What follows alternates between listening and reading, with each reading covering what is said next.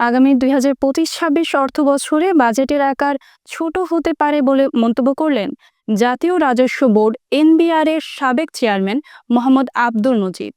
রোববার সকালে রাজধানীর প্রেস ক্লাবে জাতীয় বাজেট জনগণের প্রত্যাশা শীর্ষক এক সেমিনারে একথা বলেন তিনি এ সময় বলেন ২০২৫-২৬ অর্থ বছরের বাজেটের আকার ছোট হতে হবে, কারণ এই বাজেট বড় প্রকল্পের নামে অর্থ ব্যয় কিংবা অর্থ লুটপাটের বাজেট হবে না। বাজেটের আকার যাই হোক তা বাস্তবায়ন করতে পারলে দেশের জন্য মঙ্গলজনক হবে। পাশাপাশি বাজেটে দ্রব্যমূল্য নিয়ন্ত্রণের পদক্ষেপ নিতে হবে বলেও জানান তিনি। আমি বিদেশি ইনভেস্টরকে ওই কটা ডলার পাবো বলে মানে আমি তাকে ডাকলাম, কিন্তু ডেকে তো আমি আমার দেশের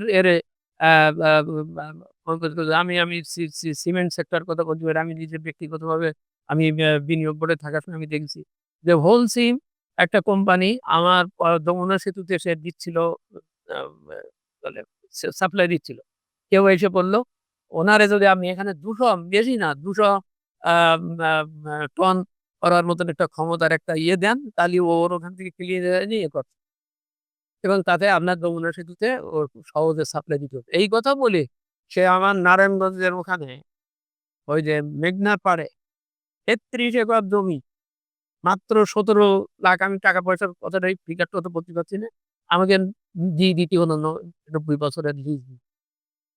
আচ্ছা, নিয়ে এসে কি করলো? সে এসেই আমি দেখলাম ওখানে আমার আশেপাশে যত ছোট, ছোট আমার নিজস্ব যে ছিল সিমেন্ট গাড়ি, সেগুলো সব খেয়ে ফেলল। খেয়ে ফেলে সে আস্তে, আস্তে দেখা গেল আমারে না বলে, আমি বিনিয়োগ বোর্ডে আমরা লাইসেন্স দিয়েছি। আমরা না বলে সে অফশোরে বাইরে সে বিক্রি করলো হোলসিমের কাছে। হুন্ডাই, আগে ছিল হুন্ডাই।